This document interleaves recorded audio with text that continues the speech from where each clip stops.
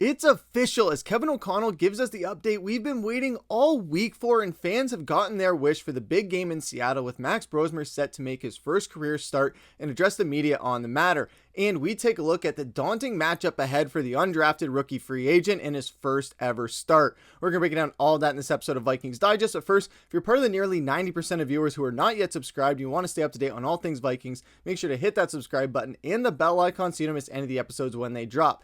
And stay tuned to the end of this episode for a new segment that we're going to have as a regular occurrence on this show. And with that, let's hop straight into the first topic of the day, which is it is Brosmer time, ladies and gentlemen, because the final injury report for the week has been put out, with Donovan Jackson unfortunately being ruled out, as well as JJ McCarthy with that concussion, and Christian Darrisaw, Jonathan Grenard, Theo Jackson, Josh Metellus, and Jalen Redmond with a hip stinger is going to be all questionable. So we'll see what their game time decision is, or as they ramp up here through the next couple of days leading into game day.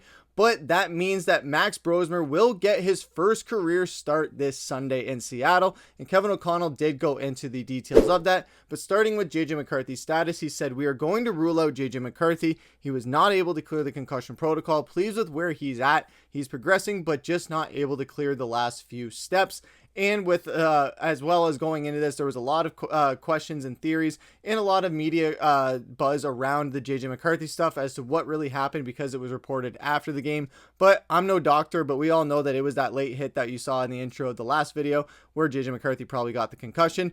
But that means that with Brosmer getting the first start, that Kevin O'Connell spoke on the preparation that Brosmer has been showing all week, saying that he's had a really good week of practice. His preparation started long before this week, with how he's prepared being either a snap away or even throughout training camp. And since he's been here, we know that he really impressed the team through the training camp and the preseason, as he got a lot of starts and got a lot of experience playing against the Tennessee Titans, one where that's a game that a lot of guys jump to as an example as to what Brosmer can bring to this team, because they were going against the Tennessee starters. I know Tennessee, they're a terrible team, but if he was able to hang in there against a terrible team with our backups mainly, that goes to show that with our weapons in there against a really good team, that we're going to hop into the specifics of that matchup later on in this video. But going into a game that is going to be a huge one for him, not only because it's just his first career start, but against a team that is a very good defense and a really high-powered offense on the other side of the ball. But Kevin O'Connell did also praise the confidence that the team has in Brosmer, saying that, "I know the guys have a lot of confidence in him, and I'm very excited to see him play based upon the work he's put in. And I know how important this opportunity is to him, and these guys are going to play great around him and go and compete on Sunday." So this is going to be huge for Max Brosmer, as it is going to be a big test. And this team having the confidence in him, I know that this is a team that where the culture in the locker room of this team is what it is, where they're going to obviously lift guys up. They're not going to scrutinize guys in the media or throw guys under the bus. They're always going to show confidence in whoever is under center, whether it's JJ McCarthy and showing the results that he showed on the field, or Max Brosmer, and hoping that that translates into the opposite of JJ McCarthy, where the buzz that was generated in practice and training camp and all that translates to on the field and isn't just talk, and he can actually walk the walk. And with what Brosmer was saying in his press conference, it seems like he can talk the talk now. He's just got to walk the walk. And having these players have this confidence in him is just a big thing for a guy that is young. He's making his first start. You want to have all the support that is possible, even if it is a front to the media. Yes, it goes to show that this team is willing to put all their faith in Brosmer, because they kind of have to. They have no choice, because the quarterback is the most important position on the field. And speaking to the most important position on the field is the guy that's going to make his first career start in Max Brosmer, saying that it's been a great week. It's a lot of fun being there with the guys and applying kind of what I felt like I've learned over much of the season so far. It's a blessing to be out here with these guys, and I'm very grateful for it. And I can't wait to go out there on Sunday with the guys and just get out there. He seemed very excited and very giddy in his press conference, and this is all the jitters of a guy who's making his first career start and can't wait to get out there on the field. And when he was asked about the preparation that Kevin O'Connell praised him on, he said that, "I pride myself on being the most prepared guy on the field at all times, and that's just something that caters to my strengths.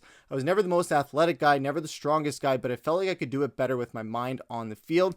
And that's playing the quarterback and playing NFL quarterback, in my opinion. I'm always challenging myself to do that to the best of my ability.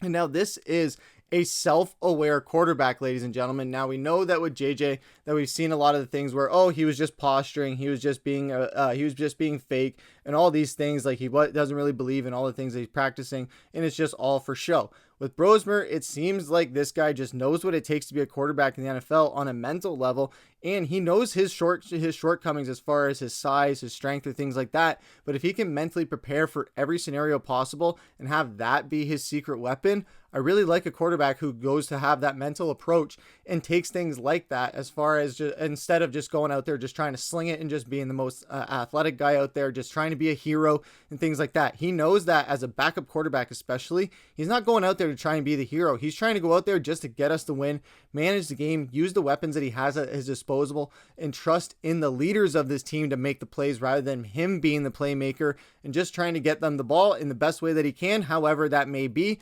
And he also talked about how these guys have that support behind him as well, speaking to what Kevin O'Connell was saying as well, saying that you go into a locker room and it can be cliquey sometimes, and that is not this locker room at all. Everyone is one big melting pot, and coming into that as a quarterback is really cool, where you feel like you kind of just mesh right in with the huddle, mesh right in with the team, and then breaking the team down today was really cool. And everyone just felt there was really cool unity with the team, and I'm proud and honored to be a part of that, and I'm excited for this team to go showcase that this weekend on Sunday. So obviously, where Kevin O'Connell was expressing that confidence that he has in Max Brosmer as well as that the team has in him, Brosmer himself is now speaking on it, saying that, hey, this isn't all for show. This team, this culture, it's really all just still positives. They're still fighting and trying to keep a positive front every single day, regardless of the record or what the past couple of games have been. It's a new week. Any given Sunday, any team can win. We saw with the Bengals, even with Joe Burrow getting back last night, that team looks completely different with him under center. Not to say Joe Flacco was terrible this season. Their defense is really what's costed them a lot of those games. But it goes to show that when you have your main guy in there at quarterback, it makes a big difference. With Minnesota in this case, we don't have that main guy necessarily. JJ McCarthy obviously is the main guy on the depth chart, but if Max Brosmer can go out here and ball out, he could be the guy, and this offense could look entirely different. Even when Carson Wentz is under center, it goes to show that even doesn't matter if it's a star quarterback or anything like that, or your franchise quarterback, it's different when it's obviously going to look different when there's a different quarterback under center. We saw how different it looked with JJ McCarthy, and then when Carson Wentz got in there, when JJ McCarthy came back, it looked even a little bit different than his first couple of games as well, and then it just got completely worse, and now it's Max Brosmer's time to step in when the bar is set very low, and now he can go one step above it. And when asked about the nerves and the nervousness for the game, he had a really great response that a lot of Vikings fans are going to hang on to throughout the week, saying that, no, I think it's a good question for quarterbacks as well. He's saying that he's not nervous. He said nerves versus nervous is really important to distinguish between. I think it's great to have nerves because that's what locks you in, but the nervous piece comes with anxiousness, and that's not me, and that's not this team. Absolute bar coming from this backup quarterback, and that is exactly what you want from this team heading into a big game against a team that is going to be very scary and very daunting. And that is a huge quote that I absolutely loved. As soon as he said it, I was like, even though you're our backup quarterback, you're speaking like a starting quarterback, and that is the mentality that you absolutely need.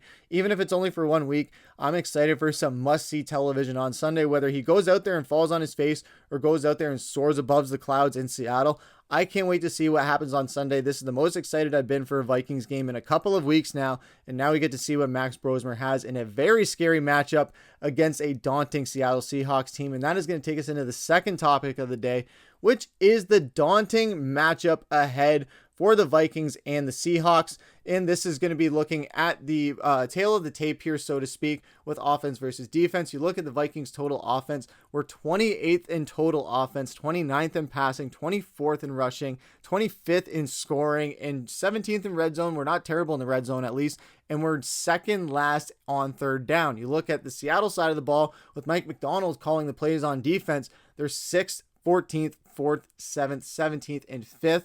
They are very efficient on defense, and they are very efficient on offense as well. Minnesota has had one of the worst offenses in the league. Yes, it's because JJ McCarthy has been under center for a lot of that, and Carson Wentz has just been playing hobbled almost the entire season ever since they got back from Europe. And so hopefully Brosmer he's not going to flip this around entirely where all these reds are going to turn to greens in a matter of a week. But hopefully he can get some of them up there where even if it's just for this game, that at least they go into the yellows for this one, and we can at least get towards 300 of yards of offense in this game, or at least get a couple of touchdowns and limit them just attacking us on defense. They're really great in the red zone. We're terrible on third down, or amazing on third down, and we're terrible on third down. They're middle of the road in the red zone. We can take advantage of that because we're not the greatest in the red zone, but we're not the worst either. Then when you look at scoring, they are going to be absolutely relentless. They're going to throw so many different coverages at Max Brosmer and make it just absolutely hard for him to read and throw him in a blender.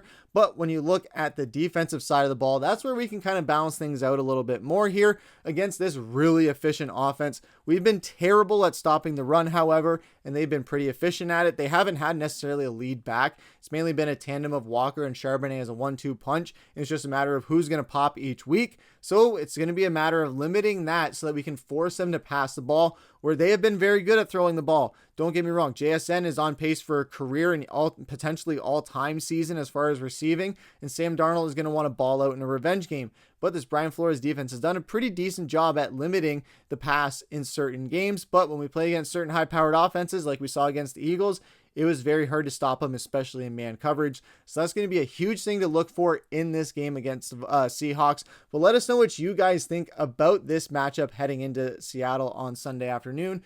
What do you guys think the final score is going to be? Do you think it's going to be as ugly as a lot of people are saying it's going to be? Or do you think Max Brosmer comes out and gets us a miracle win on the West Coast? Let us know down in the comments below. But now we're going to bring to a new topic that I want to introduce for this channel, and that is going to be a meme of the day, because there's a lot of stories and a lot of jokes being made about the Vikings this year. So rather than just be angry and pissed off about it, let's enjoy some of the fun of it, shall we? And let's look at the meme of the day for today. As you can probably see, this was the reaction and probably how JJ McCarthy really got his concussion, where Kevin O'Connell and Justin Jefferson just bring him into a room, and we all know the scene from Goodfellas with Tommy DeVito. It's a great movie. And now we also see that there was a lot of jokes that came out too about how Kevin O'Connell just went and bonked JJ on the head on the flight home and said, oh, now you got a concussion, so now you can't play next week.